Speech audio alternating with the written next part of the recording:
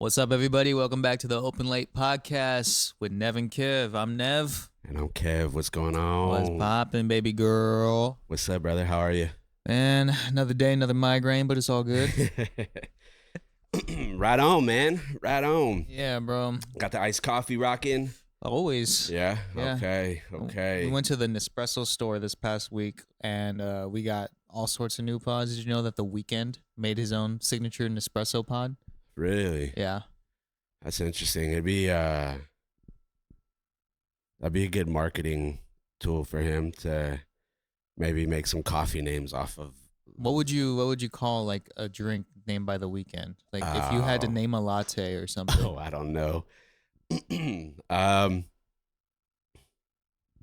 That's a good question. I don't know. I don't know. I don't know what you would call it. I think there's something there. There's maybe an untapped market for the kid over there. The way that they're calling it the togetherness blend, which I don't know how that signifies the weekends. Yeah. You know what I'm saying? I never think of the weekend and togetherness together. You know what I'm saying? Sure. Yeah. It just seems like his own individual, not much of a together thing going on there. Yeah. No, that's interesting. But is it any good, or did you try it? I tried it. Yeah. So when you get the pods, it comes with like a little sheet of like a recipe, and it's supposed to be signature to the weekend, but really it's just like a brown sugar latte. Like anyone has like that's an existing drink, but they're just like labeling it as the weekend's recipe. Nice. But it's okay. It's not that great, to be honest. Yeah. It's not worth the $15.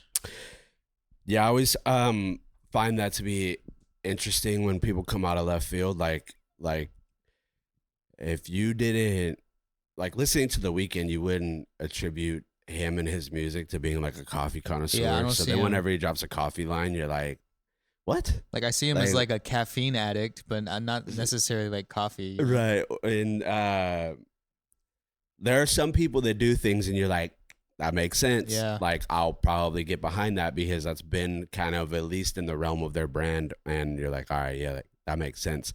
And then stuff hits you left field and you're like, that can't be good. Yeah, right. Which then I'm sure, makes people want to go and then try it anyways. But that's like the same thing with all like the fast food meals where they're like, Cardi B has her select meal of what she gets at McDonald's. Yeah, and then the Angel Reese meal. Dude, I got scammed on that meal. It was $17 for like a quarter pounder or something like that. I'm like, there's no way that. But they're not doing anything different, right? No, it's just the normal quarter pounder how it always was, except it comes with a Sprite. It's like, okay, you're all going to charge me $17 just for the brand name of Angel Reese. Yeah. You know what I'm saying? And it's not even good, bro.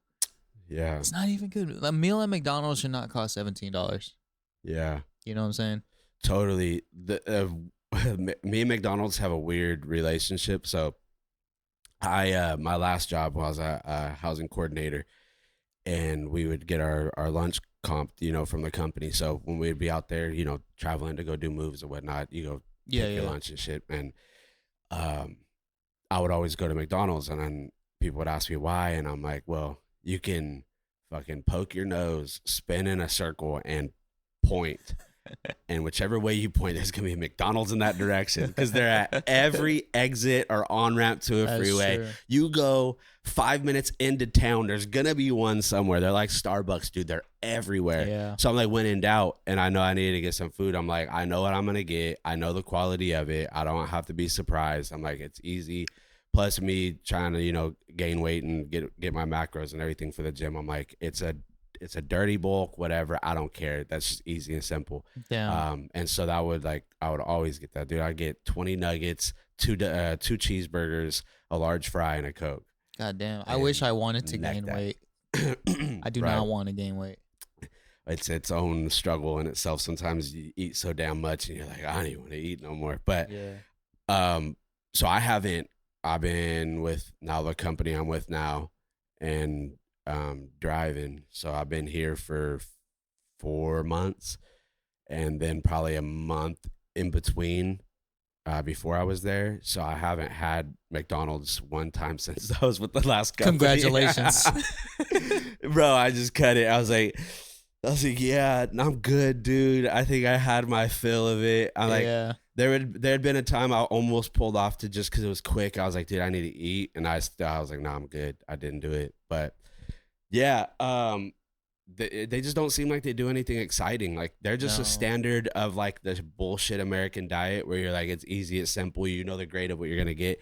The only thing that they have there that's like really like epiphanical is their fries, you know, and that's even if they do them the right way. They come frozen in a bag. Yeah. They're not fresh like In-N-Out fries. You see them at In-N-Out cutting the potatoes. Yeah, but In-N-Out fries are... That's what real fries taste like. Kind of. Yeah, bro. It's a real potato. How much realer can you get than that? I think it's just like the way that they fry it and stuff like that. I think it's sunflower oil. They're a very textured in a certain way kind of fry where you either love it or you don't. Yeah. It's okay. They're decent, but they're not like McDonald's fries. There's something intoxicating about it. I will say about In-N-Out, though, the one thing I dislike about In-N-Out, you can never take it to go because the second that you get into your car with that bag, your food is freezing cold.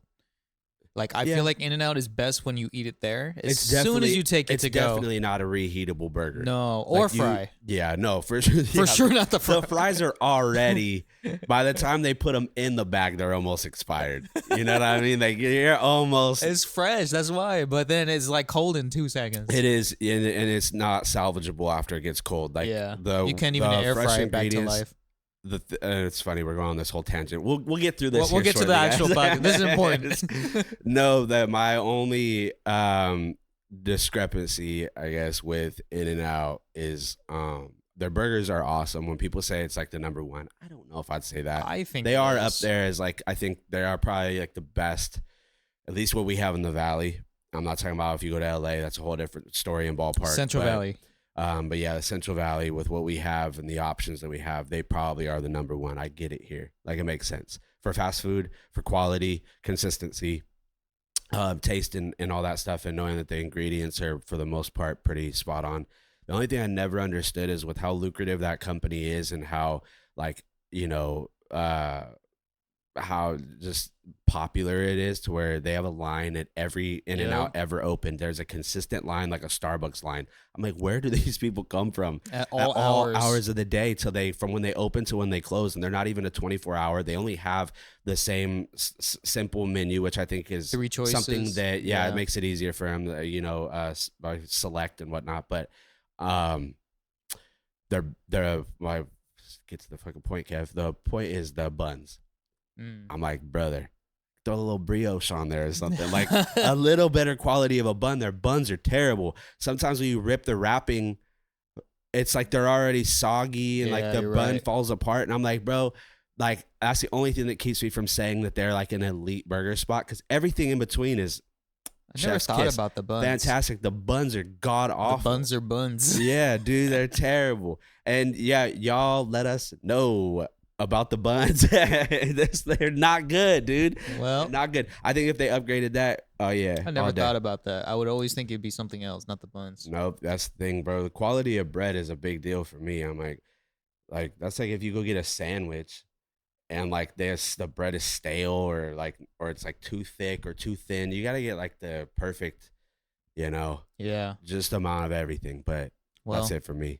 I mean, if you don't like In-N-Out, I know one thing you do like that's coming very, very soon to the Central Valley. Oh, the segue. Yeah, I'll go ahead. Drop it on. Man, Dave's Hot Chicken. Mm-hmm. Bruh. When we were in LA, we would eat that shit all the time. That was like our treat yourself meal. Mm-hmm. Mind you, where we were at in LA was right around the corner. So it was a beautiful walk from the studio to be able to just go, you know, take a little jaunt and go up the road and then off Fairfax and then go get a little. I got a crazy story about the Fairfax. And they serve, you get a beer there. Oh yeah, that's and pretty back in my heyday when I was an absolute psychopath, I was degenerate and finding any place to have a good time. Yep. Dude, you get a little beer, one to gun, and then one with your food.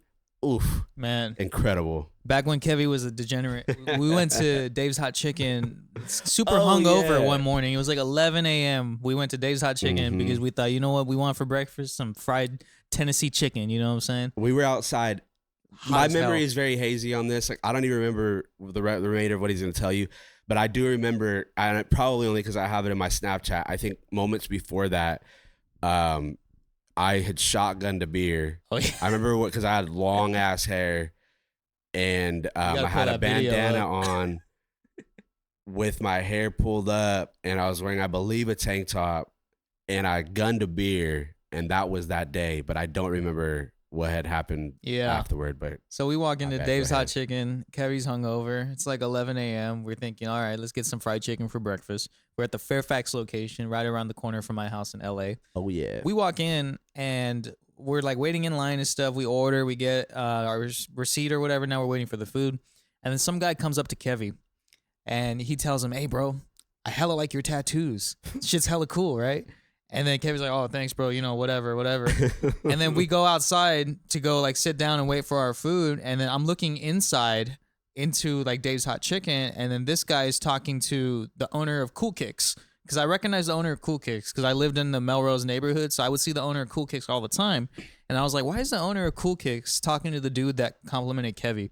And then I look at the dude again that complimented Kevy. Bro, I look at Kevin like, dog, that's fucking JJ Redick. The fucking future head coach of the Lakers likes your tattoo. That was a trip. Unbeknownst to me, dog, I was like, I didn't, which I know who JJ Redick is. I don't know if it's just because I was always in a blender, bro. I was always either hungover or drunk. Still full functioning, may I add. Surprisingly. But, dude, out there, brother, aside from the millions of dollars being an absence of that moment, we lived quite the rock star style life. And that was one hell of a time, dude. I love LA. Reminiscing on some of those stories, maybe at the forefront of what we tap into today. We have been a little bit grim. We talked about this before the pod, and it's something I kind of thought about kind of looking over the past episodes. And although it's super important to still talk about those things, and that's something that I do want to circle back and touch on, because usually we talk throughout the week. I know this week has been pretty chalked as far as work and time and management, so we haven't been able to talk as much as we usually do. So, giving updates on your health and remission and where things are at with all that stuff, super important. And I do want to still make that a good focal point on things that we bring up and open that platform up for people to get those insights. But it's been a little bit grim, sad, dog. bro. I was like, all right, let's lighten it up a little bit, man. There's been a lot of beauty and a lot of awesome things, and that's like another part of the pod is just trying to be optimistic and looking at things from a good light and hopeful and happy view. And although the past year has been, very difficult on you and the battles you've faced prior to that, the moments that we shared in LA and all the things that we did and we accomplished, as well as the things that we then brought out here. Yeah. Those are all things worth talking about, dude, because there's some wild stories. And and yeah, that's a good, good one to bring up. So the whole Dave's Hot Chicken situation of meeting, I guess I met JJ Redick. You met JJ. Not only did you meet JJ Redick, he complimented your tattoos. The tattoos, which, hey man, appreciate you, dog. It's crazy. But yeah, so you're saying they're bringing a Dave's Hot to Turlock, California. Yes, sir. Which I called this when I first sent you the post, not about Turlock because I didn't know it was going to come here, but I was like, dude, it's coming to NorCal, like for sure. I didn't know where. Didn't think it would be in the Valley. I thought they would shoot past us and go more up north, like Sacramento Bay Area, somewhere around there. Because I think it was Subway that bought them out when they became a $1 billion company. How does Subway afford that? I thought Subway's going under. They probably are transitioning and liquidate their assets to put into a new venture. They probably then sold the company off to then put it into. This is just speculation, yeah. But that would make sense that if they were like, hey, Subway is a dying company, people are not wanting to get these bullshit sandwiches like they used to. Maybe there are certain areas that are still popping for them, but like, dude, we used to have hella Subways out here. They're all closing. Yeah. Now you have like Sourdough Co. and all these like, little mom and pop shops, the USA Southern Deli. Dude, that place is fire. Incredible. I've been going there since a kid. Me too. They remember me there from when I was, young. Super sweet family. Oh, incredible, dude. That's where it's like, dude, if I ever was put in a position to have, a good amount of money, I would want to go and bless people like that, because they are the epitome of people coming here with the American dream and doing something that they're so humble and kind to make They're you so feel respectful and nice over there. I love that place. awesome. And they're not to bypass, their sandwiches are awesome. Dude, their pastrami's fucking good. Great. And their boba is good too. Yeah, they hook it up. They don't skimp on their stuff. They're really great people, man. They've been there forever. They held it down in the same spot. No matter the tides that have came and all the different places that opened up and closed around them, they've held it down. So that's all off of community. Yeah. There's so many people like myself that go there regularly or like go there on their lunch and they know everybody, man. And you know, if they were like, oh, it's gonna be a little bit of a wait, like I apologize, because they're also catering to like DoorDash and stuff like that. Bro, they came out from around the thing, brought me a little boba that was like their passion fruit new one that they were working on, and they're like here like on us. Like I was like, oh, like, wow, you know. it's beautiful, man. And it was great. You and I'm like, dude, y'all don't miss service man. like that no more. You know, I know. That's what I'm saying. That gives me a lot like very hopeful for that stuff still exists. And yeah.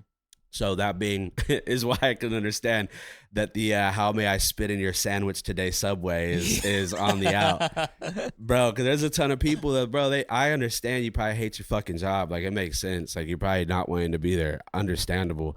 And I try and always be very kind to people because I'm like, I understand. Like this isn't the world in which it's like, hey, how may I take your order? How are you doing today? Yeah. Like, oh, you know, that is out the window. Do I think that should still be a discipline that you hold and a standard that you hold when you work in customer service? I believe so. Absolutely. But I get to the climate of the world that a lot of people just don't have that. It's also probably not integrated into them as they grow up. Yeah. But on the times that you do receive it, it's pretty damn nice. You know? I feel like there's a big difference between the family-owned restaurants and the corporation-owned restaurants. The family-owned restaurants, the employees there are a lot nicer because it feels personal to them. It's often people that are part of the family, have started that business from the roots. Know to the community is the only reason why their doors are open. Exactly. So and they treat each customer, everybody. you know, like with respect and kindness, and they appreciate everybody. Meanwhile, if you're working at like Subway or like a corporation, the employees there, like they have no intention to care for the brand and likeness of your company. Oh, yeah. Because they had nothing to do with the building of your company. They're just there for a check, right? There's no personal attachment to that. You know, not all people. Like some people are very great with their customer service, even though they work for like these bigger companies. And you know, but like how you're saying, it's getting more and more rare because I feel like a lot of people don't care about their jobs no more or value those things just because their jobs treat them like shit. Yep. You know, corporate gray is what you call it. Corporate gray, man.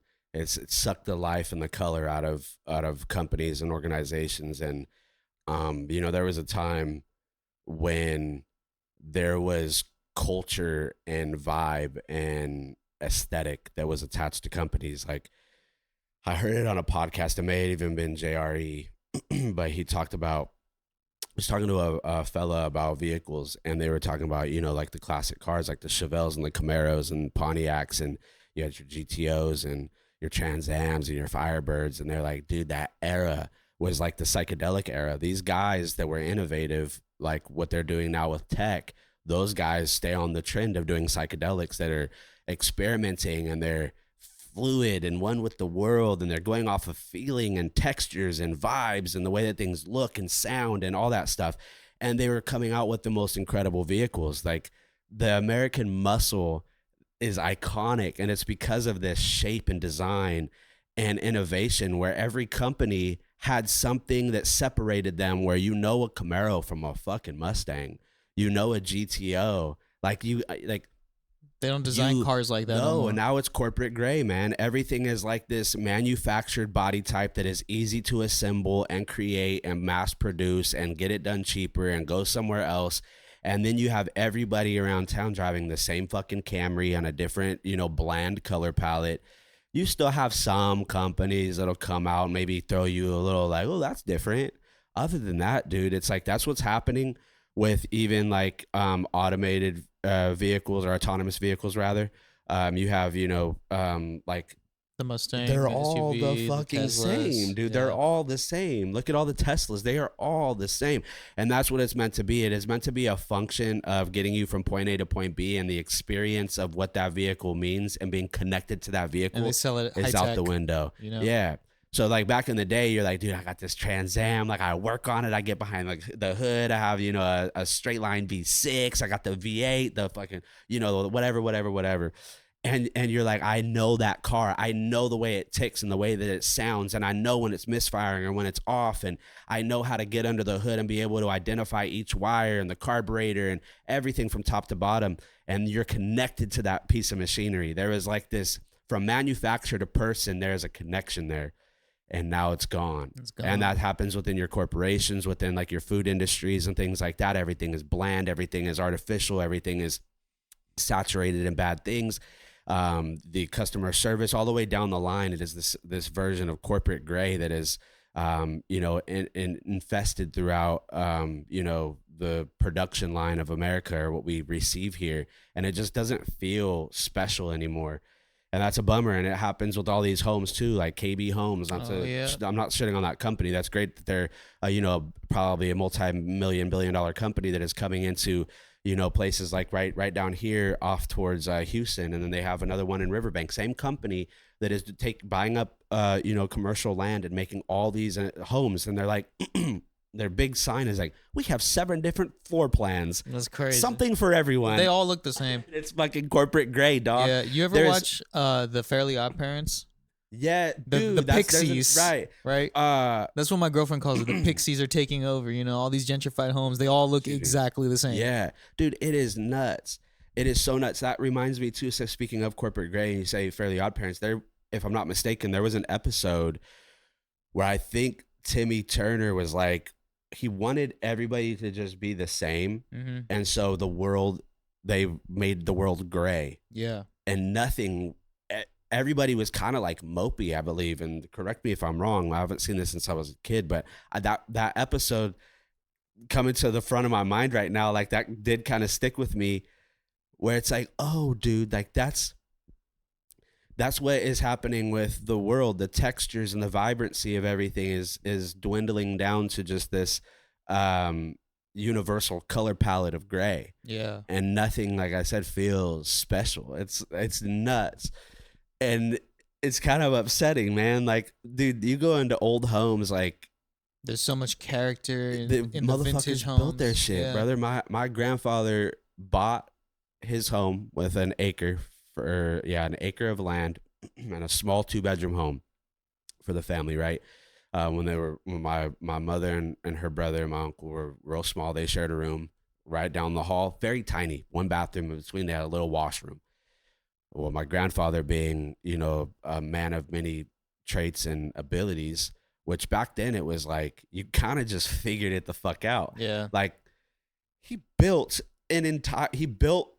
onto the house 2 times the size of the house that he built with his hands. That's crazy. Like he worked for PG&E as a lineman. So like in a small town that he had to do with like getting people to donate their equipment and time to then do the football field and stuff like that for the high school. He coached the high school. He was a lineman. He trained dogs for hunt competitions and won all these medals and stuff for placing high up in all these different competitions. Meanwhile, also lifting weights, built his fucking house, like welding. And growing up, I learned all that shit from him. I learned how to tie a hook onto your rod. I learned how to hunt. I learned how to fish. I learned how to clean and respect guns. I learned all that, and then I passed that down.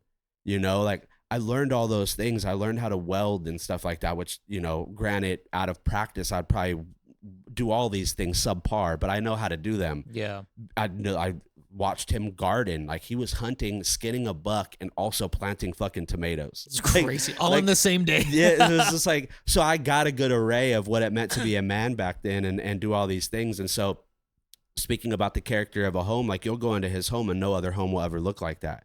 Because the character and the design was all out of what he envisioned in his brain and then was able to physically do, and then utilizing the tools and the people and community around him to help, you know, be able to use the excavators and to, you know, use the little cranes to be able to bring the support beams up so he could raise the roof and make it a 2-story and a loft bedroom upstairs. Like so cool, where you're like, this is unique, man.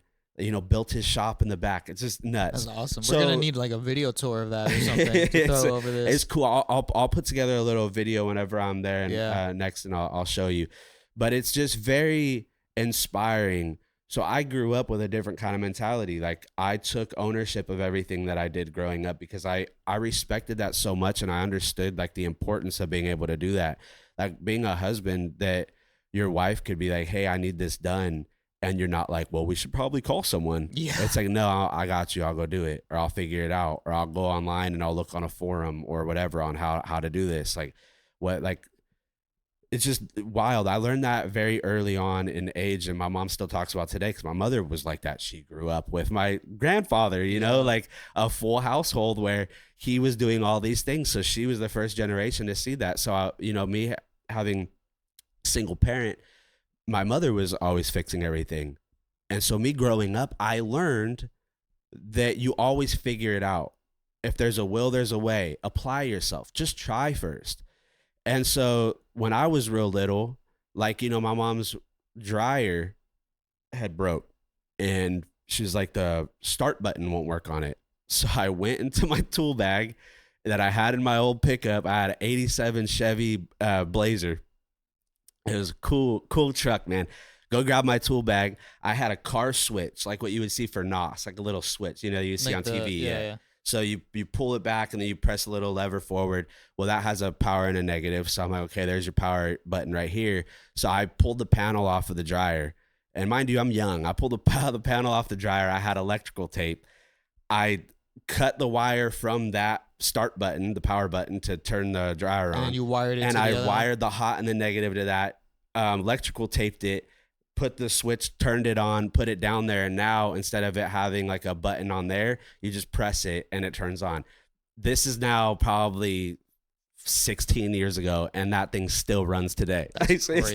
But it was like that innovative shit is like, you have to use your imagination and then also see a way that it could be done, and then just do it until you either figure it out or then say, okay, this is chalk, this beyond my abilities. We gotta call somebody. Yeah. But so your first thing should be like, all right, how do I do this? And I think that comes with being a manly man. You know what I'm saying? Like, I wish I had that skill set and that intuitiveness to just fix things, repair things. But like, I never grew up with those types of things. Like, my dad was always working, or he was injured from like trucking accident. All sorts of stuff throughout my childhood. So like, I never really got the chance to learn these household like handyman things, just because like I never really saw it.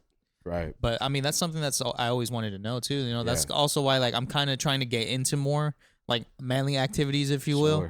So I bought a Blackstone. I want to get into grilling and like learning about like different cuts of meat and just like how to prepare certain things. I got to learn your tri-tip recipe again. You know what I'm saying? I made your tri-tip once and it was fire. In LA, right? Yeah, but then I don't remember how the fuck I did it. It's just practice, man. Repetition. You do it and then you're like, oh, you start to get your own formula down. But yeah, man, no, I think that's stuff that's super important. And that's also something that is out of practice for people, but it's not like if you don't use it, you lose it, in the sense that you could never be able to gain those abilities. Like, just go and start doing it, man. Like, pick up a little project. Like, Low Days, she had wanted, this is like another time, that's probably like 7 years ago. She was like, oh, I want a shoe rack. She was like, so I, thinking for like a gift and like Christmas, birthdays, whatever. I was like, oh, she wants a shoe rack. I was like, instead of buying her one, I made her one. So like, I went to Home Depot, I got all the wood, I cut it all to size. I took it to Newman because my grandfather had like the table saw and everything, sized it all up, got the dimensions, all from just how I pictured it in my head, stained all the wood, drilled all the like the pegs for the shelving and stuff.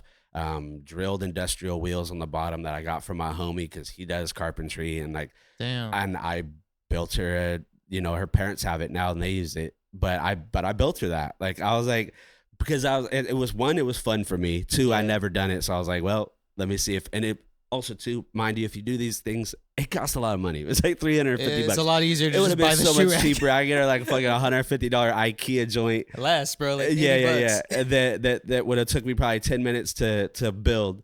Meanwhile, I'm doing this for like 2 days. I'm like staining the wood, how to let it sit out, one day prior to cutting the wood, getting it all ready. Then I have to measure all the dimensions and get your wood glue to set everything, then screw it all in. And then,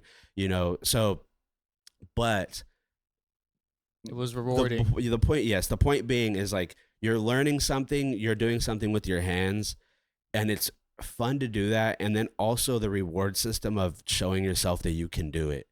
And then when people ask like, oh, like, that's really nice. Like where'd you get that? And then Like, she's oh, I able to made it. say like, oh, like my husband did that. Or at the time my boyfriend did that. Yeah. That makes you feel good. You're like, It's a yeah, you flex. damn right I did that. You Hell know what I yeah. mean? And the fact that it worked out first try, and then when she set something on, it didn't fall apart. Yeah. Those are all, makes you feel good. So, like I said, you doing this now, it's like awesome, bro. Like Yeah. you should want to do those things. And the more you do, the more you're like, I'm a capable man. Just like men want a woman that's like, that can cook. I'm not saying they have to be like a kitchen wife, but I'm saying like, just as a woman wants to know that she can be protected by her man, a man wants to know that he could be nourished by his woman. Like you can put a meal together without burning the house down. Like you can cook meals.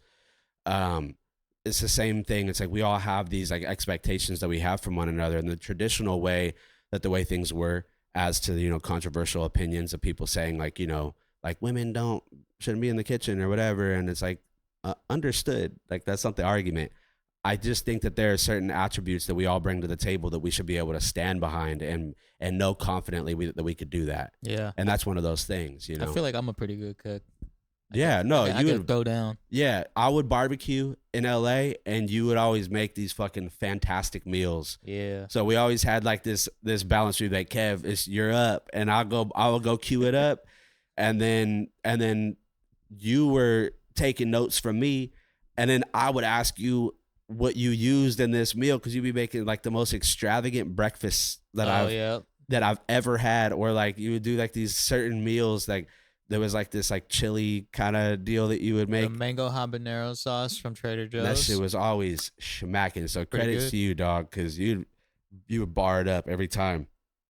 It's funny because we were so damn broke, but I feel like we ate good in the studio. We ate really good in the damn studio.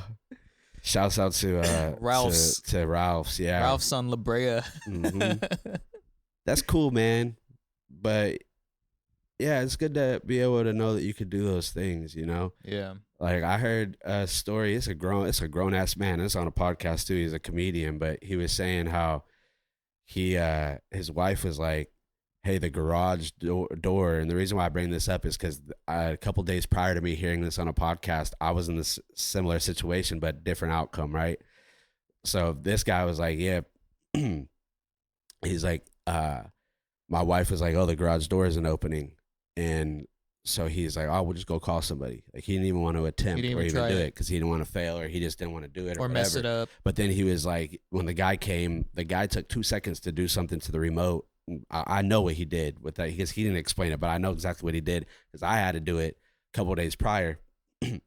What would have took him less than a minute fronted him, $170 bill, where he's like, damn. And the guy told him like, you're going to be pissed when I tell you what I had to do, because it took me 2 seconds. But it's like company says, if I come out here one way or the other, that's what you got to pay. Yeah.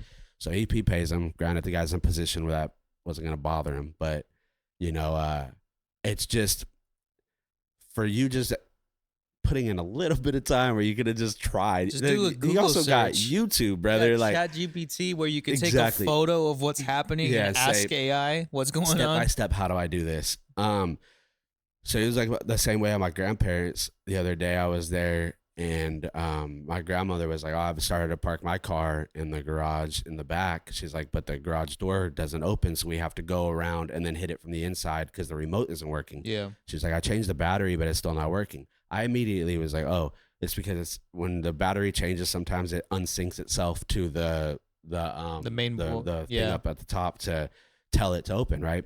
So I go out there, I literally looked around it, found a button, I held the button, I pressed the garage remote, it synced and it opened immediately. I just went back inside, I set it down, and then went about, because they were all talking and stuff, and she was like, oh, did it work? I said, yes. Like, you're good. And she was like, She's like, what did you do? a grandmother. Yeah. And they always like hype it up. They're like, amazed. Like I just like found the cure for cancer. That's how I feel when I like help my parents with like random technical support, like how to use a laptop. Yesterday I had to help my dad send an email because like his truck is in the shop. It's like he just did some fucking like magic to like, what? How'd you do that? Like, he was like, I don't know how to respond to everybody, that's in the email. And then I was like, there's a button that says reply all. And then you click that one. It's sometimes so the most funny. simple things, but that's the thing too, is like you're not putting yourself on a pedestal because you're able to do it, but it's like for the most any man could do those things. You just apply yourself. Granted, that's different. Like when it's a grandmother or it's like your father that didn't grow up with that stuff, and he's like, hey, I need a little bit of help. Like show me, now I know. Now next time I can do it. Exactly. That's great. You should have somebody to show you, but to just go fully hands off because you don't want to try, it's like, dude, you should be open to failing. Yeah. And then also knowing your limits. There's a lot of dudes that have too much pride that they'll fuck things up way worse than if they were to just call somebody because they're like, oh, I'm going to do it. I'm a man. I'm going to get it done. That's what I feel like a lot of people are afraid of. And also sometimes it costs more money to go do it your own way than to just call somebody. Then that's when you look at it and you say, okay, I can see this here. There's no way I can do this without making it worse. Have that ability to then tell that to your wife, and she will respect you for that. She'll be like, oh, well, at least you tried. A, for effort, because women just want effort. Yeah. It's not always about the end result. It's about the effort to show that you tried. And you're like, nah, I got you, baby. I'm going to look at it. Like, let me go see what's going on. You go look at it. Then you tell her, like, hey, like, I think we're going to need to call somebody. Like, I don't have all the tools for this. This is out of my range. This is worse than what we had anticipated. She will respect you 10 times more to know that you are evaluating and logically being able to say, hey, I'm doing us due diligence by going and outsourcing because it is beyond my capabilities. The man that is unwilling to do that gets negative points because arrogant. She's like, he is so fucking hard-headed and dumb. Yeah. Dumb. Because you knew you couldn't fucking do it. Who are you trying to prove something to? Not me. Yeah. Now you're trying to prove it to yourself that you're worthy. That just makes you look even worse than to just say, like, I can't do it. Like, I'm sorry, but at least I tried. Yeah. But also, to that regard, is the guy that over tries when he has exceeded his limits is equivalent to the man that doesn't even try at all because he's afraid that he's like, oh, like, I'm going to look silly. It's like, there's a middle ground there. There is. Yeah. Anyways. Not to harp on that, but I think those things are all important, and it's fun, dude. Like working with your hands or getting dirty or doing those things. Like when you have a kid, you want them to be capable. Like, bro, I am the way I am because I had, granted, I didn't grow up as much with my father, but my father is a fucking man, bro. Like he's an electrician, right? Yeah, electrical engineer. Okay. Electrical engineer, and then does like high voltage power testing and stuff like that for, all over the world and or been all over the world and done stuff. But he's just such a capable man. Like the epitome of having a hard life is him, everything that he's faced, and growing up in a lawless town back in the day where the cops would take their belts off and throw them in the trunk of their car and throw down with you. Like it was a different world, man. Like before guns and people were popping off on each other, everybody threw hands. Like he had a hard life. One, had his brothers, which didn't help. They were all just crazy. And he left home when he was 15 and he figured it out, man. Like he went out there washing sidewalks, made his money, educated himself, got his GED, or I think he either got his GED or he graduated.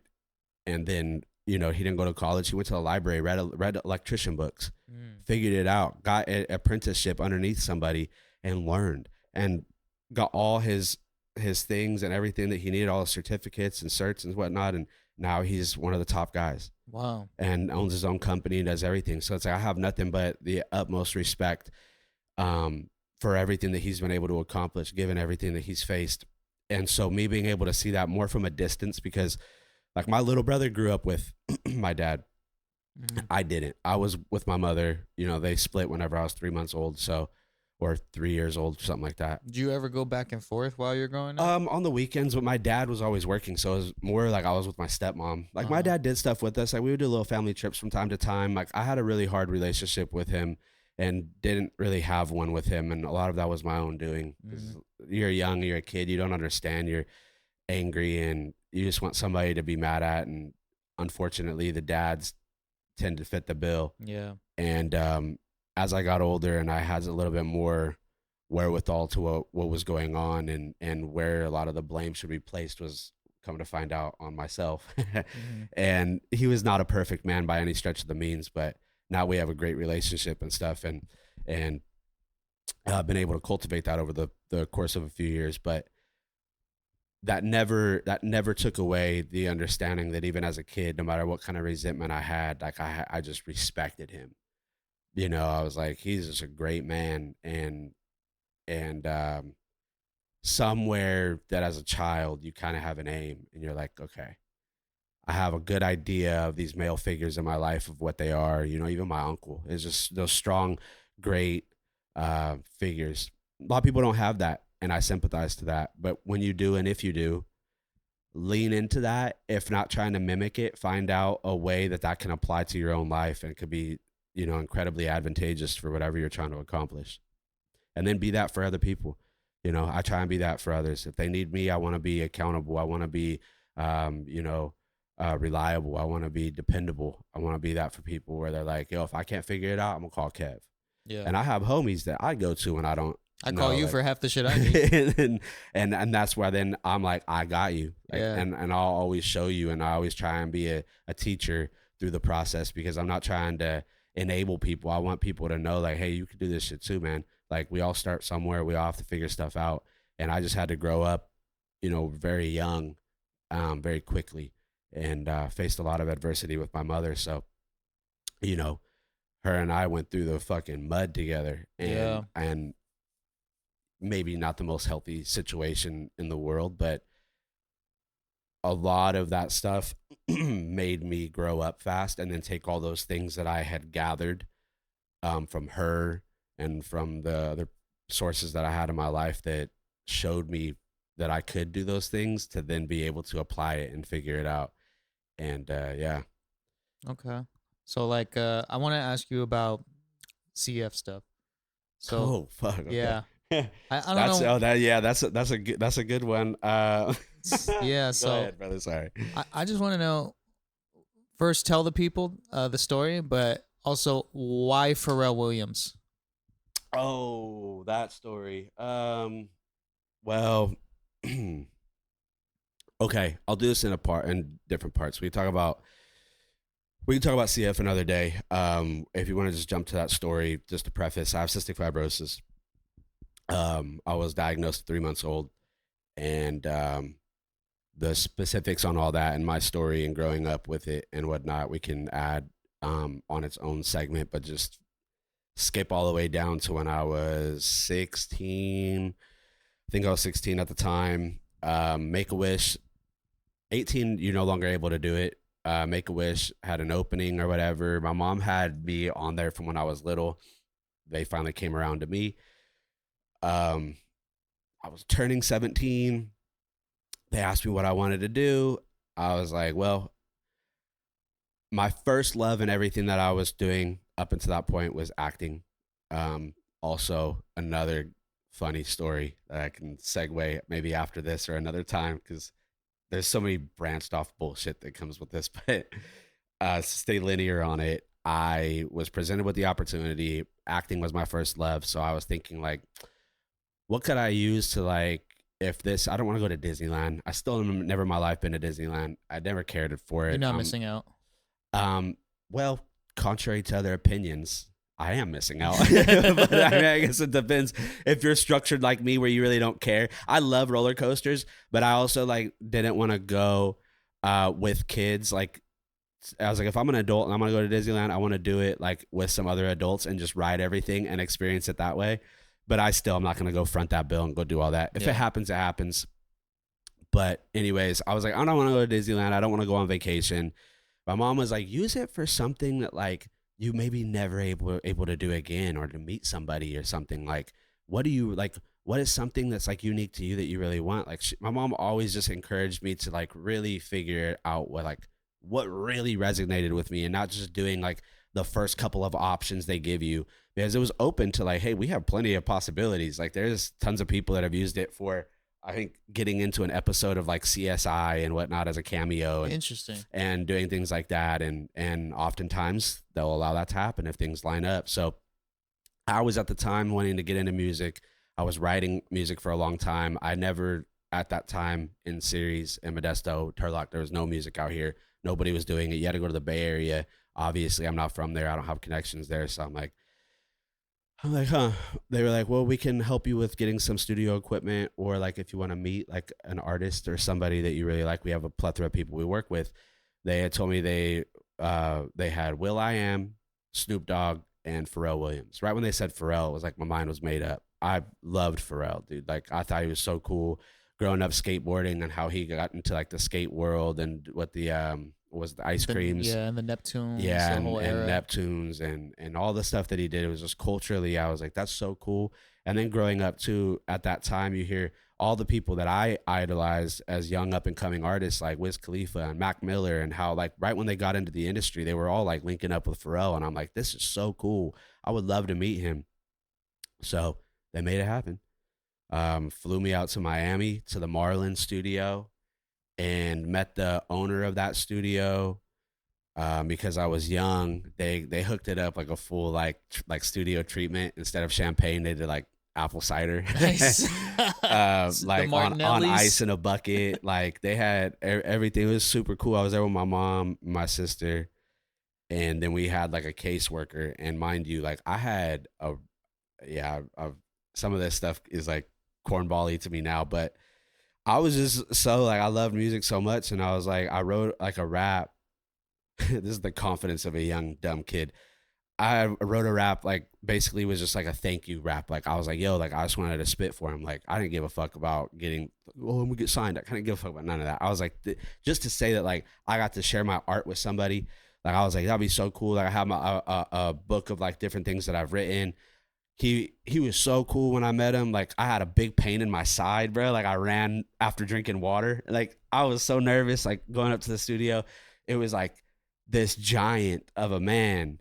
Yeah. Of like you're like, holy shit, like you're real. And I'm a kid, bro. And like, it was just like, I was so taken by it. And he was such a nice, like humble, like looked me in the eyes the whole time, like just in tune with wanting to know about me. And he didn't have a lot of time. He flew from New York to do this, to then fly back because he was doing Watch the Throne album. And he showed me some songs off of that he was currently working on with them. He had showed me some young artists that he just signed. He was like, yo, you got something? Like, you could rap for me, whatever. Like, because I told him I had written something. He was like, go for it. So I spit, and he was like bobbing his head. I looked over in the corner. His other dude that he worked with was bobbing his head. They were like, yo, like, cause I was decent. I was pretty good. I didn't have a beat. I just was like spitting, and I at least had flow. My beat choices back then atrocious. So I'm glad I didn't have a beat. Like, but I rapped for him, whatever. That was cool. And then he had gave me his buddy Mick, which was like his manager, or not his manager, but like his assistant kind of, but it was his homie. He gave me his number, and we exchanged numbers. He was like, yo, get home, get into a studio. He's like, the world is in your hands. Like, go get after it. Go make something happen. And then I had his number, not Pharrell, but the manager. Yep. So I was like, yo, when I get some songs together, I'm going to shoot it to him. And I lost the guy's number. No. Yeah. And I had it for a minute.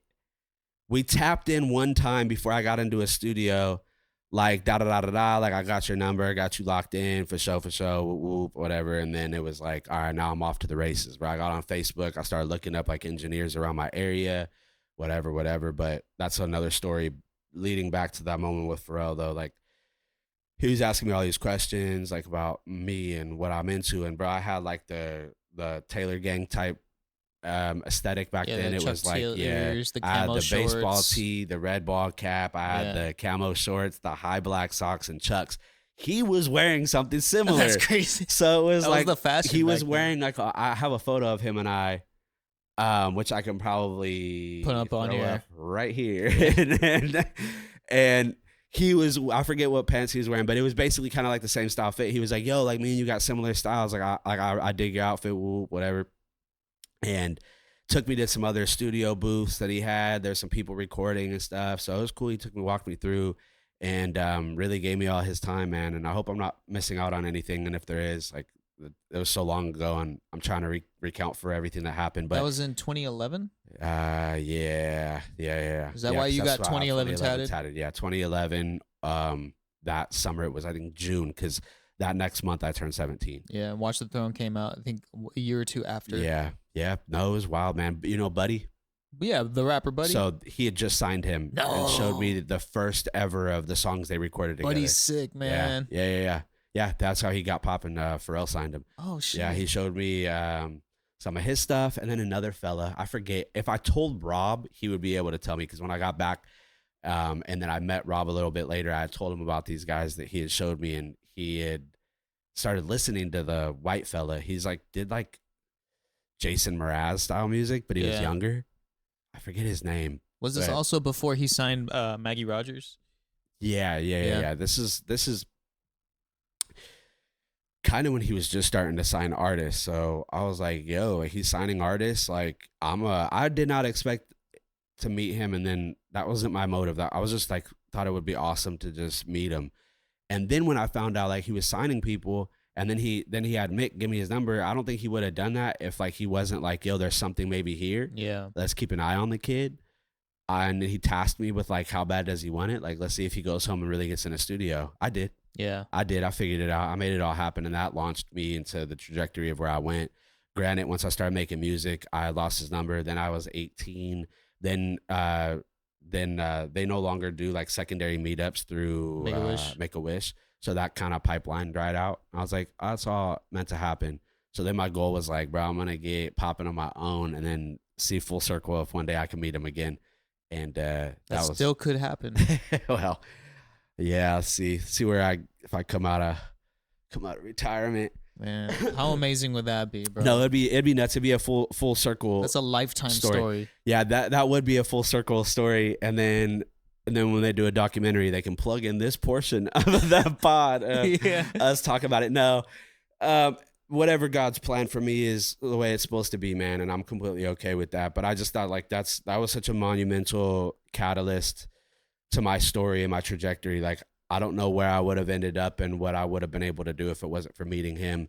And that was the reason why I was, you know, a young white boy stepping into a world that where I led from there, bruh, that shit was nuts. Yeah. And that developed a trajectory of me meeting, you know, Rob, and me doing stuff before that with my homie Manny, where we were just doing anything to record me and try and put together stuff, and me doing remixes and so on and so forth. And leading to like the radio station cipher. Then I met you through that. You know? Yeah. That's like a huge gap forward.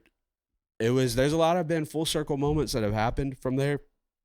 Like when I was 19, I did my first show ever, and that was in LA for it was a pretty big event for like, it was like a California culture style event. So it was put on by, you know, your typical shady business guy that's trying to figure out how to do something.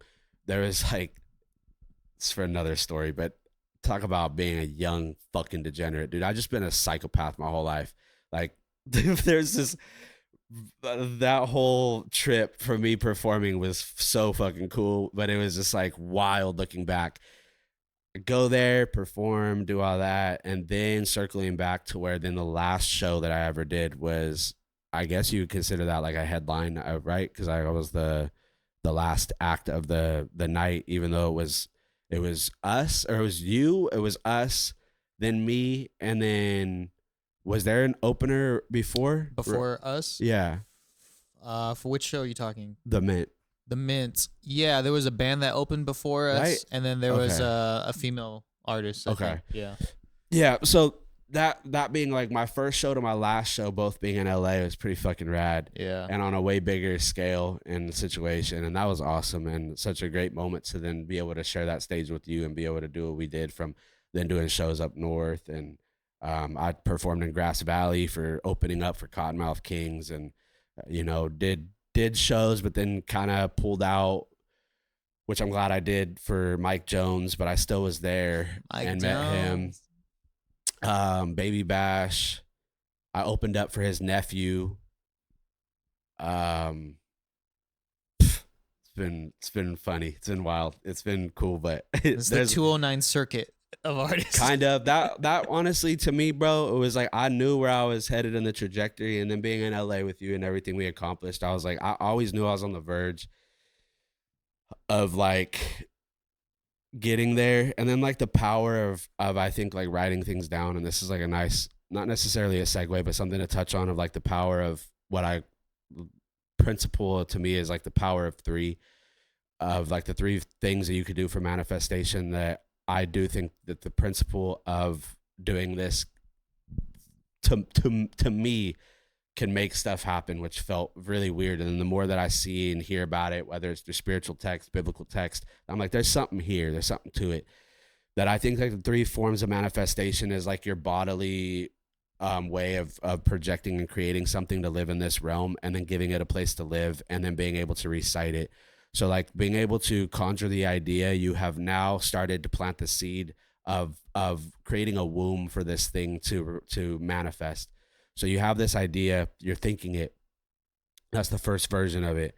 The secondary portion of that is speaking it into existence. You speak it out loud.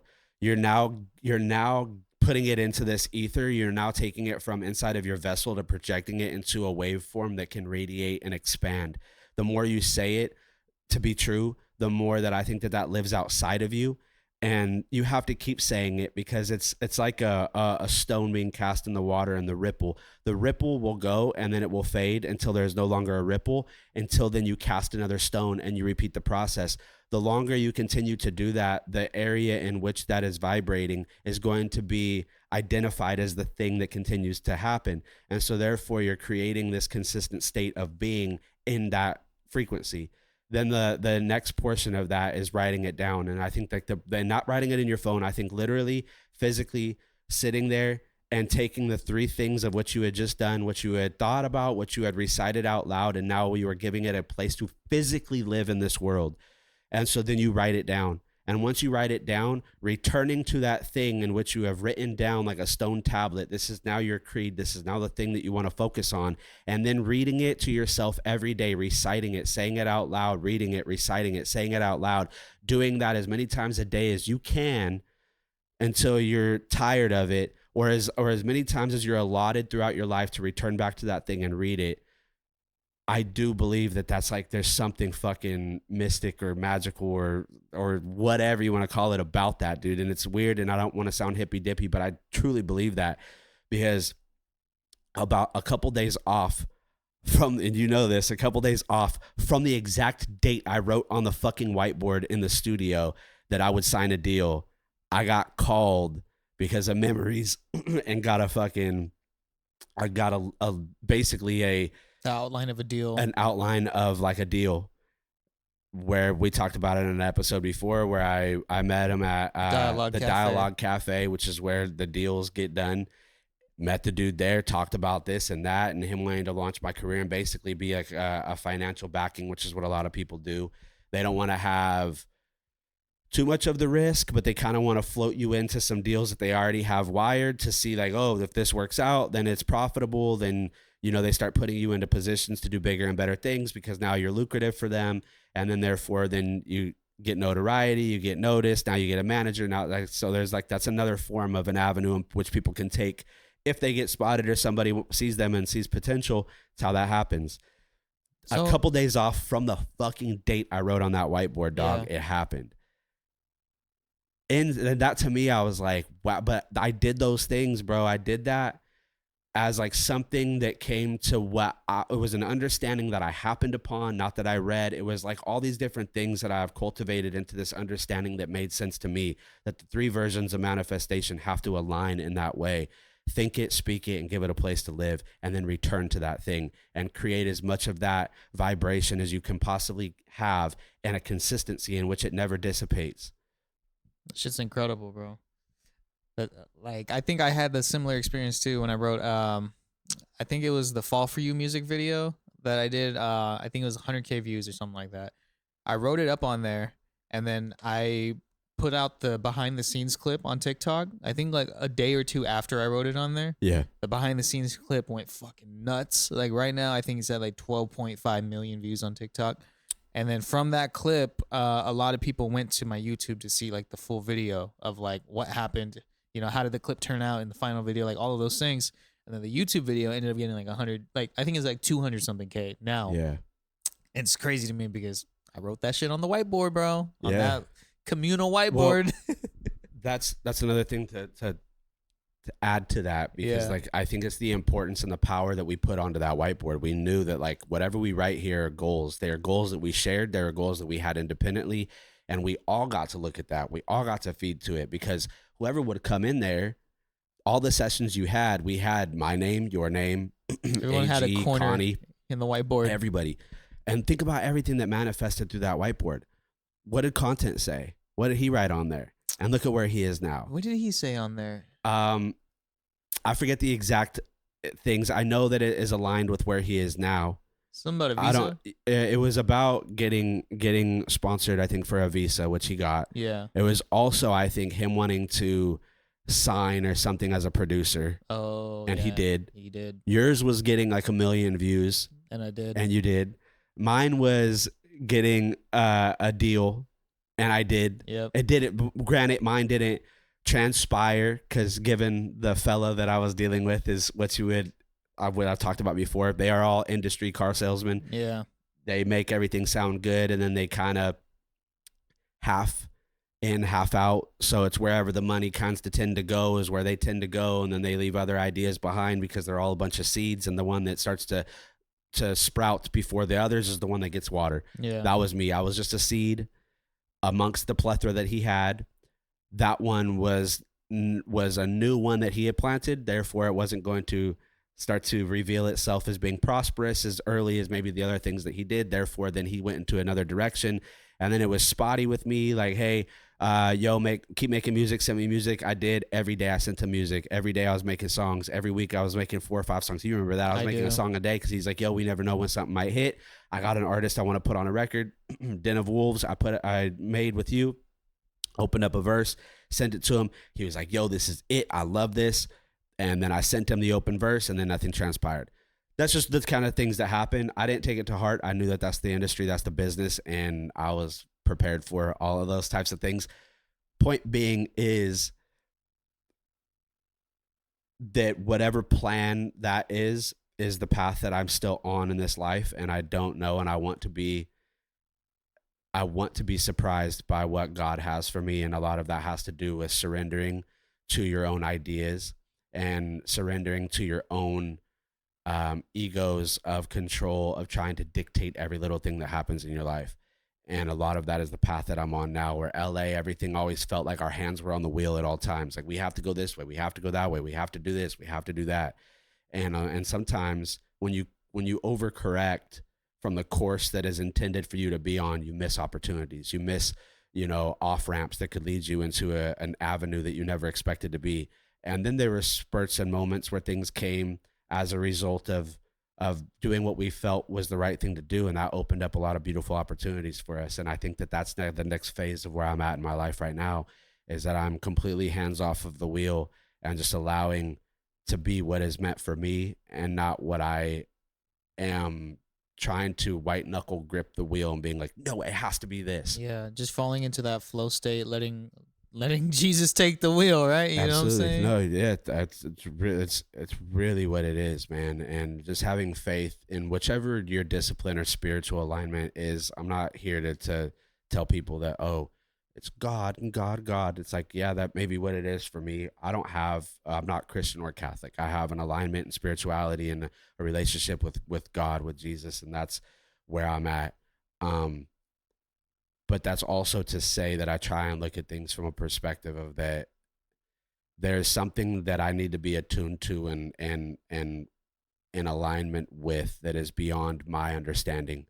And when you open yourself up for that, you start to be fed information and wisdom because you're allowing yourself to receive it, instead of blocking yourself off to this like arrogance of like, oh no, I know. Yeah. I know what I need to do. I know what's meant for me. It's like, brother, the more lost you are, it's because you're trying to dictate every little fucking thing. And I've learned that the hard way. And I've gone through in my own world some of the hardest things that I've dealt with.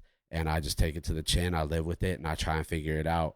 And instead of just crumbling and being broken to it, I try and find understanding and reason. And sometimes that is through looking to something that is beyond you and allowing life to kind of feed you those answers that you need when you need it, you know? Yeah.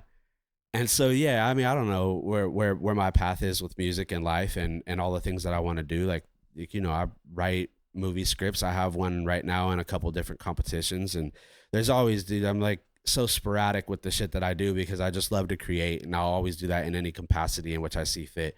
Right now, the season I'm in, I just haven't been there with music. I put out my album. I have that record, Deathloop, that I need to put out. And then we'll see what door that opens or what avenue that does or what spark that ignites. And then and then you know that that's like the weird wiring of my brain is that I'm 0 or 100 always. Yeah. So it's like with this pod, it's like, bro, 100. I'm 100. You know, I'm redlining that. I'm 100 because it's where I'm at.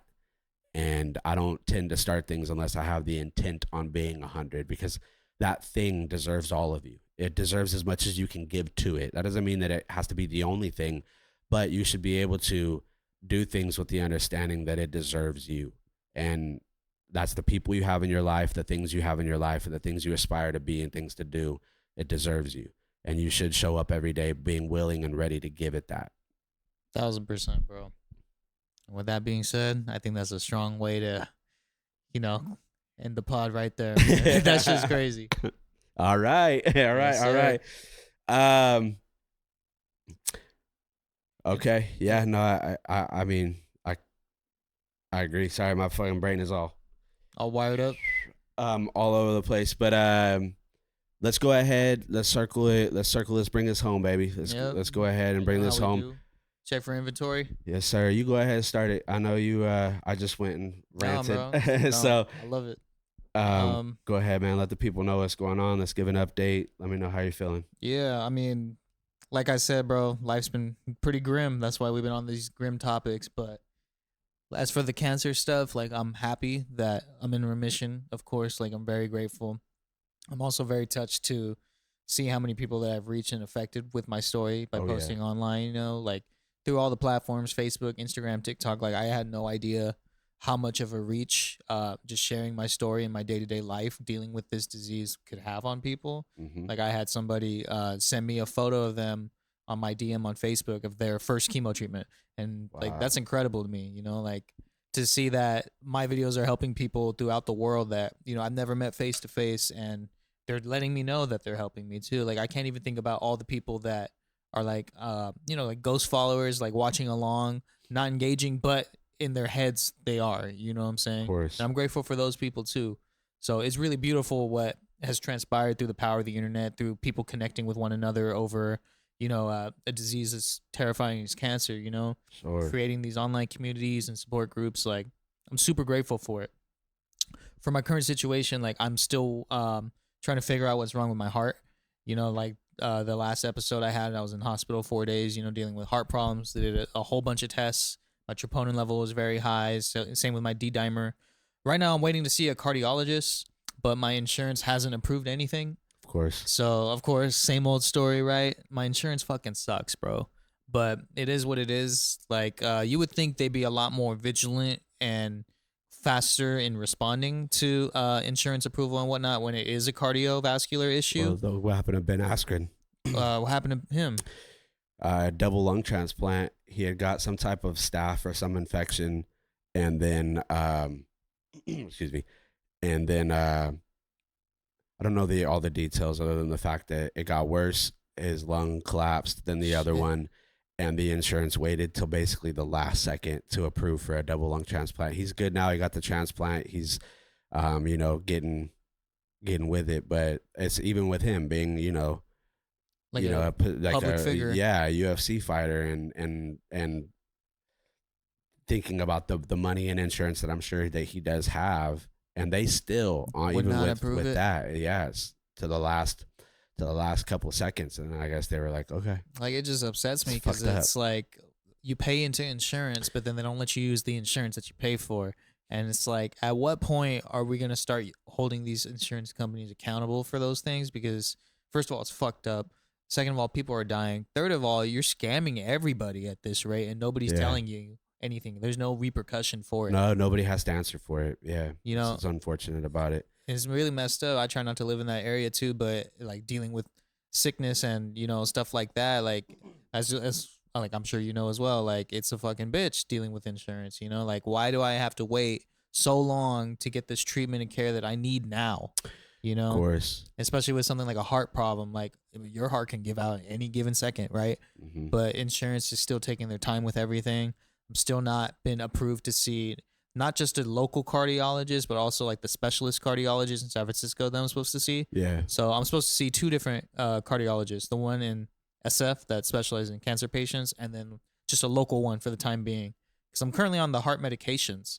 So I don't know how long I need to be on these medications, if I need additional medications, if I need a refill on these medications, because it's been so long now that I'm already running out of the pills and there's no refill on the prescription. Oh, shit. So you got to call like in advance and be like, hey, I need a refill on these. Yeah. Or like, do I need a refill? Because I haven't even seen a doctor. Right, you know what I'm saying? Right. So it's like all of these things like are happening, and it's all because of the delay in the insurance. Like, I don't want to take these pills longer than I need to.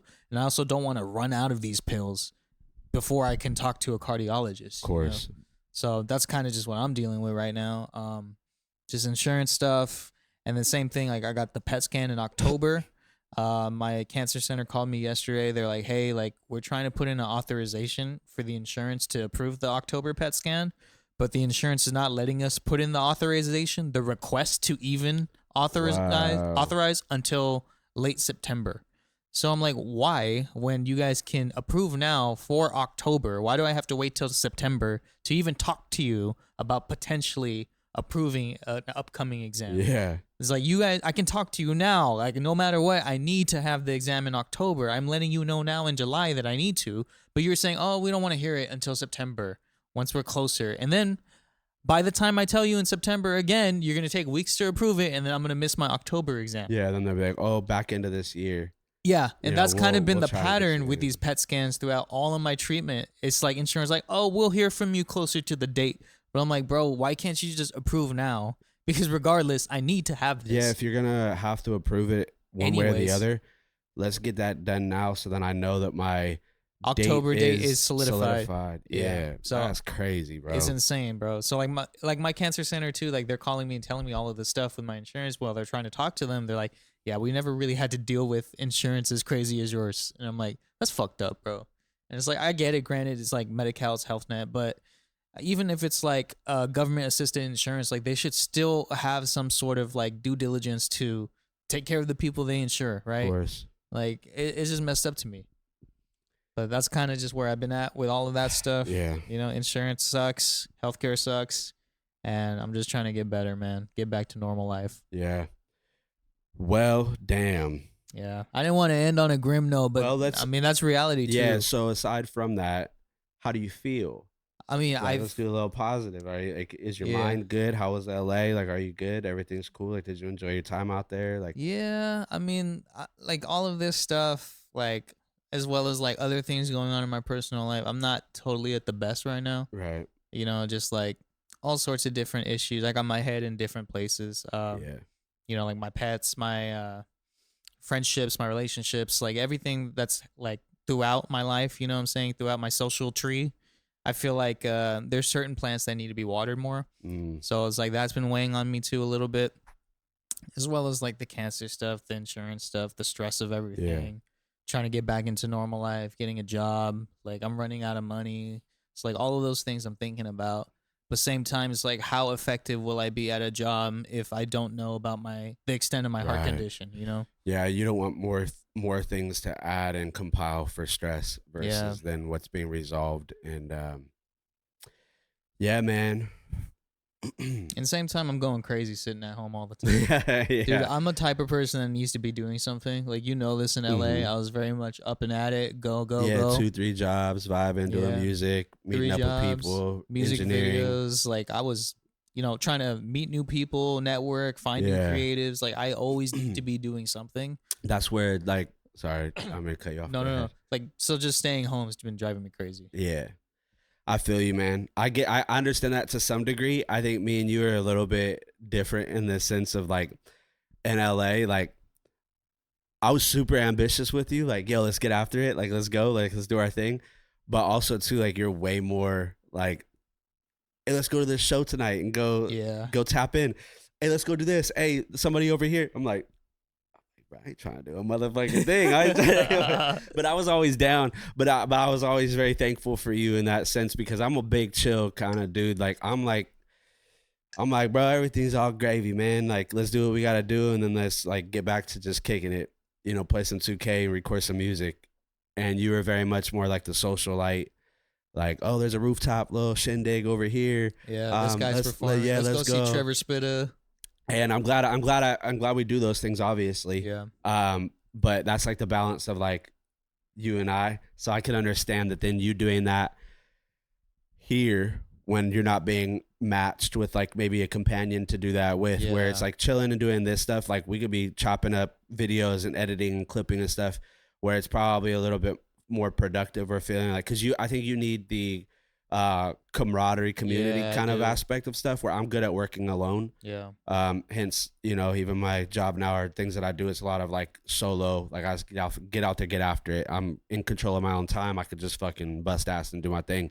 Where you like that. Yeah. I like the community. And that's great. And I think that's awesome. So I could get where it's like, the more you're in the house, the more you're like, man, I feel too alone. Even if you're busy, you're not busy in the manner in which you wish that you were, where you're like, oh, this person's doing this, I'm doing this, we're collaborating on this, like, oh, we're gonna go over here and do this, and like, I don't know. I think that's awesome. That's a strong suit for you. Yeah. Just gotta find out, you know, in which area, and you know, the more that the different avenues and things that we do ramp up, and that it calls to more of our attention, and then frees up some of our time to be able to do that more together. You know, I'm always game for it. And want to help protect that mental health of yours, dog. So for sure, very fragile. Yeah, you know. Yeah. And I think it's important to do these inventories and check in on one another, even if we can't do it every day. You know, the fact that I know that we try and tapping in is important. And like you said, watering in any capacity in which you can, but also making sure that you're giving yourself enough nutrients too, and allowing yourself to receive that from other people, and understanding that the impact that you're making is helping other people see the little bit more clarity on the things that they are going to face and may face, and the experiences that you've gone through, so that they know. And you're obviously doing that for a lot of people, them reaching out to you and feeling like they can be vulnerable and show like, hey, I'm on my first day of chemo, man. Like, where you're that, like I said before, a beacon of hope for people, and shining light on the good and the bad, or the ins and the outs, the trials and tribulations of what is to come with dealing with this, and the uncertainties and stuff. So continue to be that for people, but also remember to be that for yourself, and allow people to water, you know, water your garden as well, man. Yeah, that's something I always struggled with, man. Just like thinking about myself, taking care about myself, because I'm always thinking about the community. You know what I'm saying? Yeah. All the people I surround myself with. Yeah. So like, it's hard, but I'm a work in progress. You know, it's hard for me to be selfish, because I feel like I do things in order to make other people's lives easier, or at least I try to. You know? Yeah. And then sometimes you end up overextending or leaving yourself needing more that only you can give yourself sometimes. And I don't mean to cut you off there, but I understand that, and I see that in you. You're always the first person to be like, no, we can do that, or I can help you with that, or whatever. And it's like, although that's great, don't let that start to infringe and take away from like what you need to give to yourself. And maybe that's a new discipline for you to do self-inventory. All right, how am I feeling right now? Okay, I need a little bit of time. And don't be afraid to express that when it's necessary, especially given what you're facing in right now. And this is a new mountain for you to climb, man. For sure. We talked about that in the last pod, just like the different mountains that you have to climb. You also have to learn how to do it on the way down as well, when you ascend, or you know what I mean, or when you descend. When you descend, to then understand that it is not just the climb up that needs you. It is also you knowing how to do it back down, and being okay with that. And then that may be in the era that you're in right now, or the chapter that you're in right now, is learning how to get to a new baseline to then prepare yourself then to then reascend to the next heights that you have in front of you. And I think those are going to be good heights. I think they're going to be positive, productive ones that is going to have a lot of beauty ahead of us than behind us. Yep. And that's really all we can try and focus on, 1,000%. Throw one of these up. You know what I mean? And make my life a little easier. Yes, sir. And just to put a piece of gratitude out to you guys, man. I appreciate you guys. For those of you that are viewing, tuning in, and tapping in with us, it's Namaste. awesome. I enjoy being able to build these relationships, even if right now they're you're more tapped into everything than I am. I kind of just do these. I edit and do my part, and then I just get out there and go get after it. So I'm doing a little bit more of, as this ramps up, to apply more of myself to seeing all the impact that we're making, because Shock keeps me up to date, or Shock, but Nev. I let Kev know like all the comments you guys be leaving, and the way that it's beautiful, man. I always tell Kevy he has a way with words, you know what I'm saying? So I think this is something that you're meant to do. You got a lot to say to the world, and a lot of people can use your knowledge and your headspace and adapt to your perspective of life. It's been very helpful. I could say for myself too, just like meeting you and understanding the way your brain works and the way you think about things, like it's really shifted my own perspective of life, and gratitude, and working on yourself, like being a man, all of those things, so like I look up to you for that, bro. Thank you, brother. I appreciate bro. you, man. I love you, dog. Yes, sirski. All right, and to you guys, man, as always, it's been real, and we'll see you on the next one. See y'all next week, man. Thanks for tuning in. Yep, love y'all. Gone. Do.